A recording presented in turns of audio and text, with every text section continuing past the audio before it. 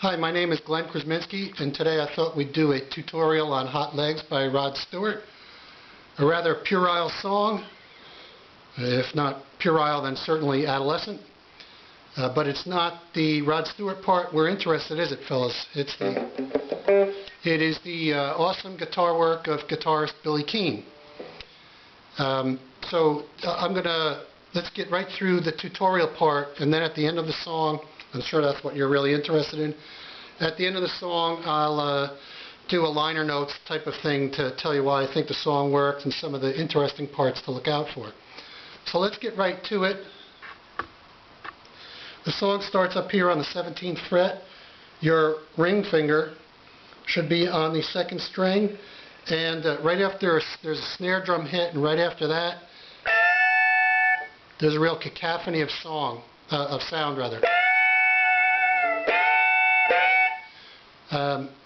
If you can just hit that with, if you can make that much noise with just the 2nd string on the 17th fret, then maybe you can just do that. I like the clean sound of that better. But Billy Keene, there's really not, in this song, there's not a double stop that he doesn't like. So that leads me to believe that maybe it is 2 strings. Double stop is a fancy guitarist term for playing 2 strings at once. It usually refers to more of a melody line than this is, but it really just means playing 2 strings together. So in order to get a real wall of sound right after the snare drum hit, let's hit the 2 strings and push down, downstroke as you bend up. The sound of the note is a whole step bend, which means it sounds like 2 frets above. Then it's a downstroke. The upstroke, you just hit the top string. I just exaggerated that 3rd one. That's one of the things Billy Keene does to add some tension and nastiness to the song, is play with the timing a little. So instead of just going, he doesn't do that. He plays with the timing a little. After that last one, 1, 2, 3, 4, 5, 6, 7, 8, 9, 10. After the 10th one, you pull off. And that's convenient because you don't want to get down to the 10th fret, 2nd string.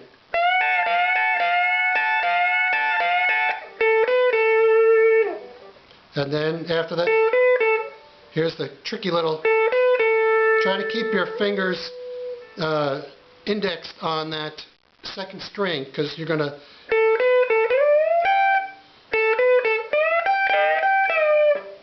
the next one you want to hit is the 15th. 1, 2, 3, 4, 5. Just 5.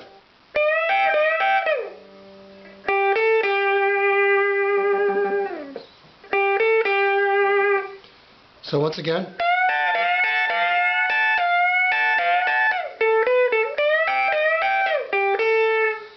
that's actually a double stop there. 2 strings. I think he only hits that 2nd string on that note. Probably hit the palm of his, the ball of his finger probably muted that other string. Doesn't matter.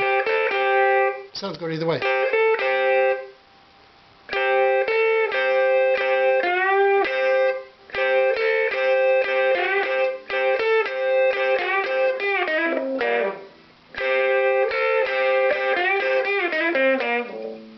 That little lick, you can do anything you want. I listen to it slow, I listen to it fast. It seems to change every time. I originally had it.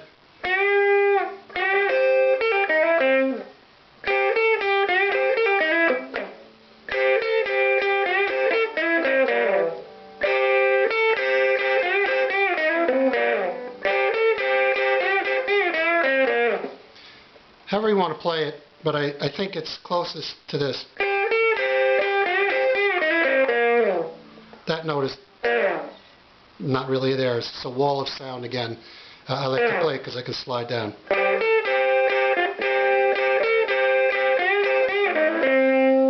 They really stop there. Now we go to one of the recurring themes, more like a motif in the song, and it's the hot legs part. First, we've got our pinky on the 15th string, 2nd fret. We have our ring finger on the 14th fret, 3rd string, and we're going to do a whole step bend with our ring finger, and we're going to catch that bend right at the top with the part of our hand on the strings. Another double stop. That means he's playing both strings.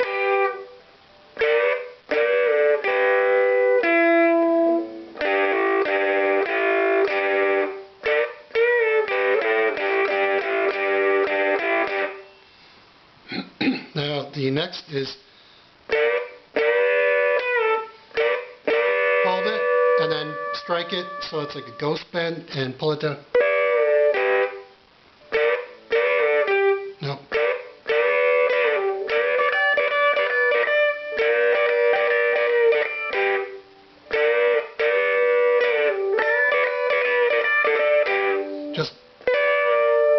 Just gently let that, release that bend. Then you're upstroking these two strings to give an open sound, which is interesting.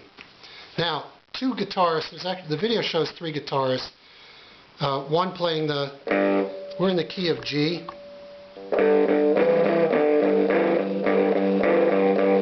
It's a blues romp in G. So one guitarist is, actually they're all doing it when they get a chance, at least 2 of them. So we have a guitarist playing the rhythm, the blues beat here, we have a guitarist doing the fill, and we have a soloist. But at this point, now we've done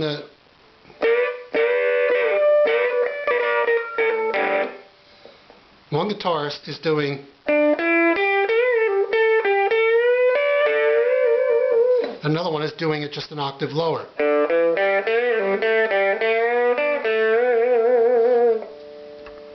Should we get that? Open string 4th. You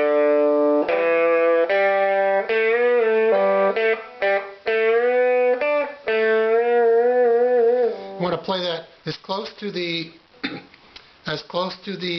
fret as possible, because the closer you get to the middle of the guitar, the easier the string is to bend. So really, it's close. You can't get on the fret because then you mute it. If you're the only guitarist in the band, then I think it's nice to drop down to that octave.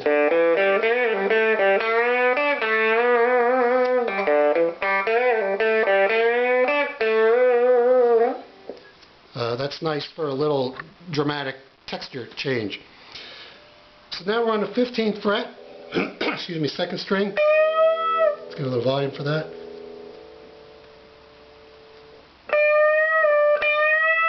A little more volume.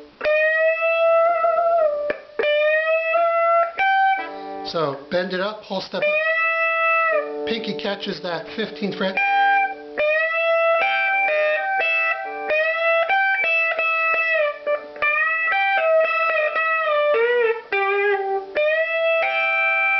Pinky catches that 15th, then so it's up, down, up.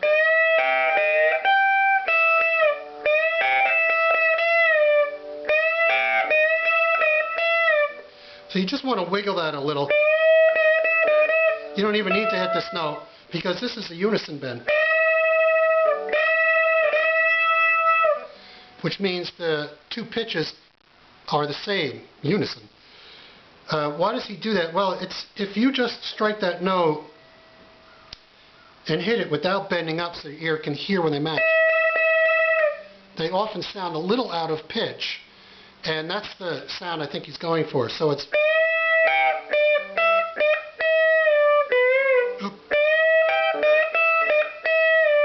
I just bend it up and down a little, change the pitch. This note right here is a slightly bend up, sort of like a ghost bend. You got to catch that bend.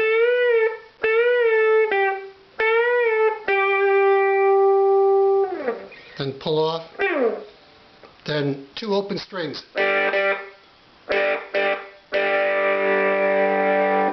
One more time.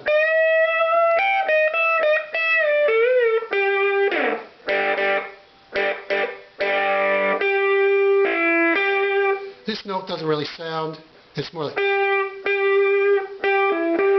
but I think he might do it. It's subtle in there in the recording.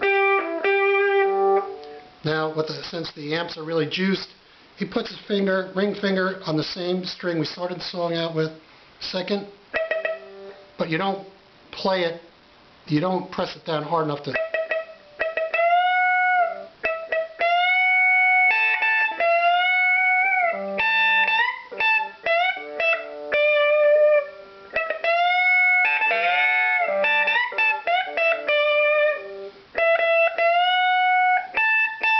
Pinky. Jump to the first string. Back down to the second. And now just a nice little major pentatonic. Another double stop.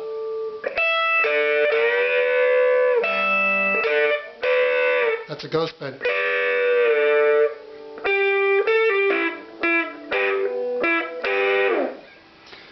So let's do the whole thing.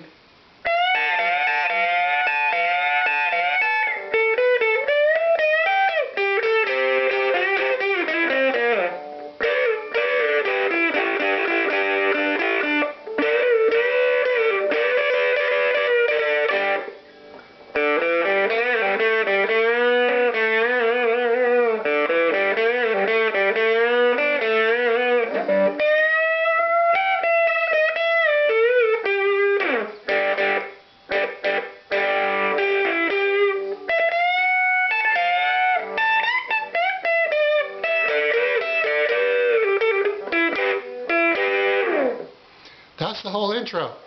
Now we're down to the two on the major 5th, 2 on the 6th. The band is very tight and does this very well.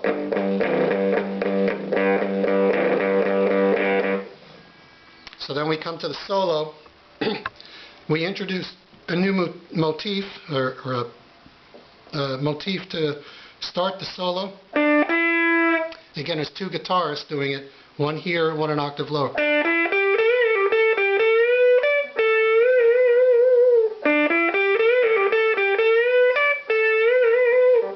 Now, we get the brash solo. It's an adolescent song, and it requires a brash solo.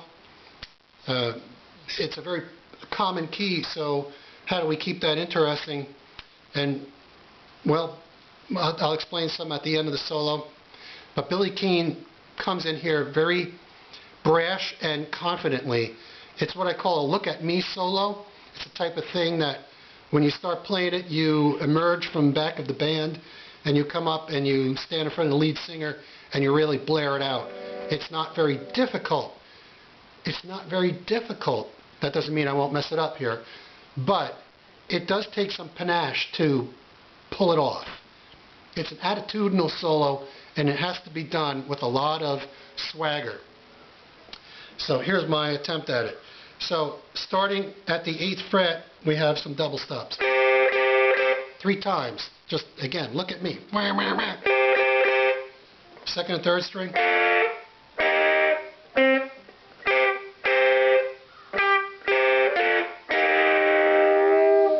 You can simply bend that note, and you should, by pronating your wrist, which means turning it the opposite way it wants to move.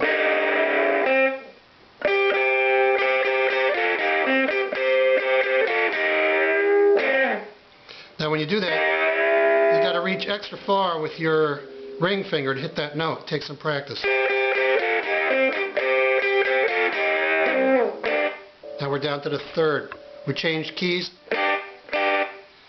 He probably uses his ring finger to make that bend, and I would, except the strings roll underneath him. So I'm going to use the second and third, my third and fourth finger to make that bend. It's another, again, double stop. Double stop. Maybe I'll use the ring finger. Oop.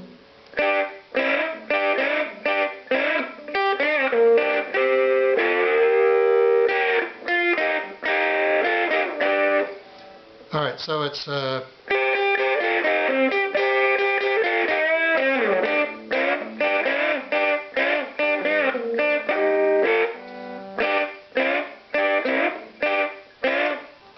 just first and second string. This is Chuck Berry, a nod to Chuck Berry.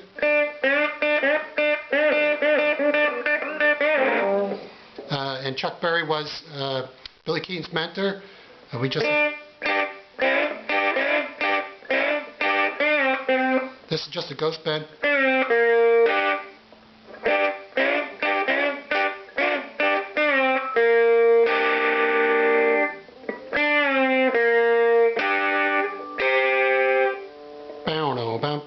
All one move.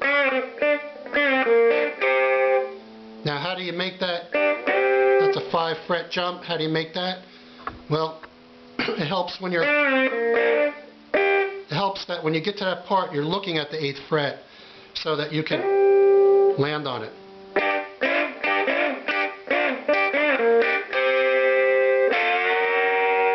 Now this I can use my ring finger to bend because the strings are closer to the middle.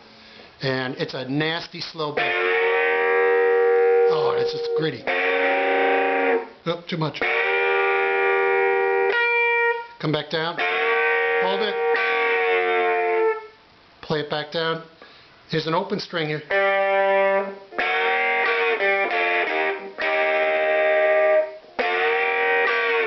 Oh. That's pretty easy, right? It's only, it doesn't matter if you don't hit that open string,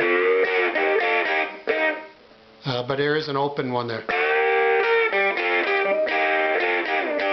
Back down to the third. Now try to catch the last 2 strings with your pick on a downstroke, because as you downstroke, you're going to pick up your wham bar. As you downstroke those last 2 strings, you're going to grab your wham bar, because that's a big whammy part right here. So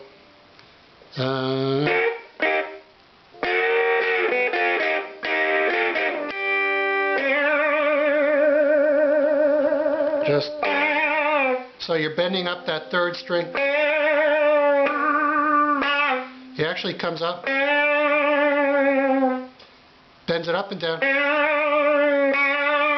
The second one just bends it right up to the whole step pitch. After that, drop it, because that's the end of it. So it's missed it.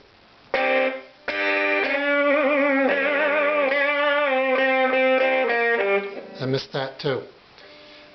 So it's bending up that.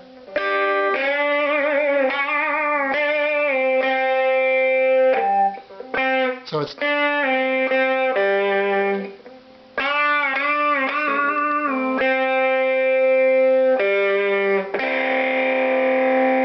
second or third string.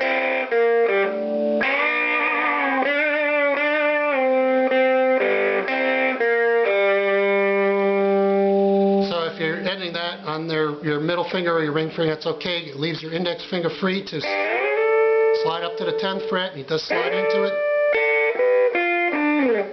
Pulls that down.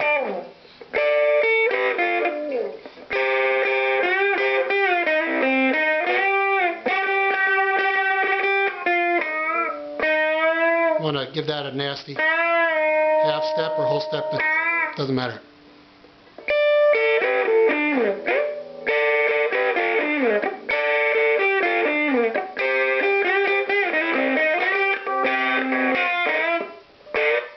Then we're back to the boring part.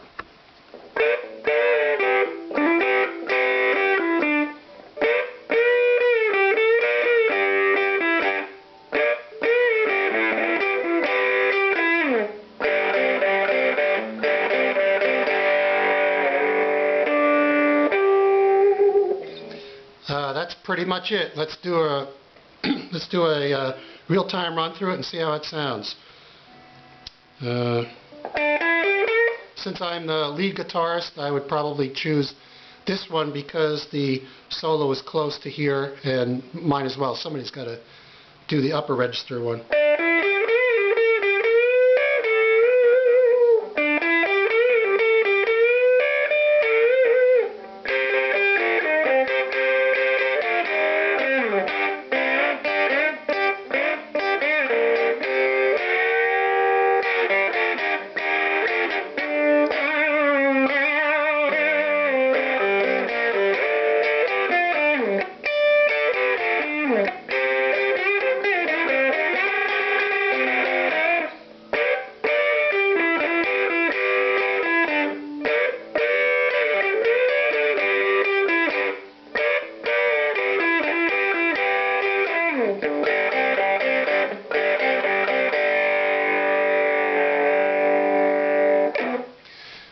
After that, there's just some fills. I only know a couple of them. One is index finger on the 12th, ring finger on the 15th, and middle finger on the 14th, and just wiggle them around. Something like that. And then to end the song, this is a really cool one. Gotta have strong index finger.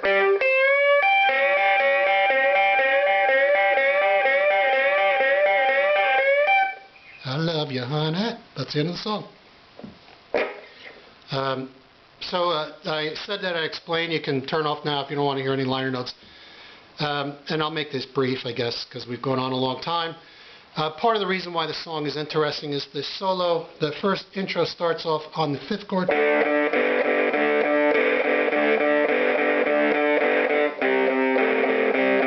That's a little unusual. The other thing that's interesting is that Billy Keene changes key signatures every time the chord change, and sometimes more than once. That sounds more intimidating than it is, considering the song starts here. Well, the next key signature is just down, and he uses the same scale for both. We start up. Remember, we started up here. Well, we're just going down 2 frets and repeating the same basic. And then, when we change to the E pentatonic minor,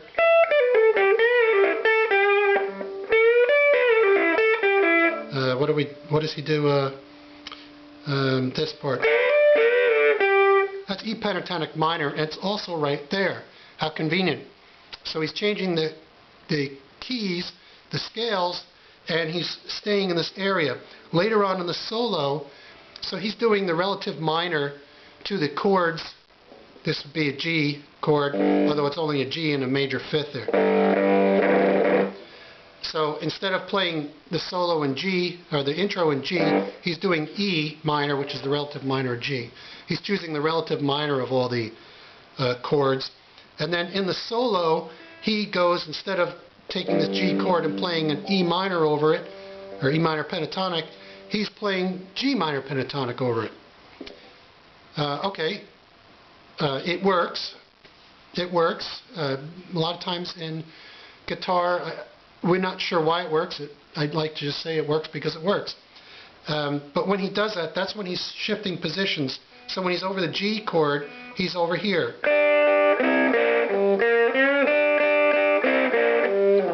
Then when he goes up to the D chord, then he's up here on the D.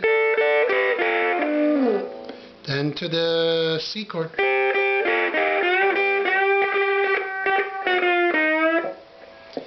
And that's all. So instead of just staying in E minor pentatonic for the whole song, which a lot of guitarists would do, and that would make the song rather trite. The definition of trite would be worn and tired. Because of that, because he's changing the scale with each chord, he manages to sound bright and different. His attitude also, and the way he plays a song with abandon, is refreshing too. It's a brash song. It's an adolescent song that needs a real attitudinal solo, and that's what he gives us. He really matches the solo to the song quite well. And it's just a nifty little piece of playing. I hope you like it, and look forward to your comments. Thanks for watching.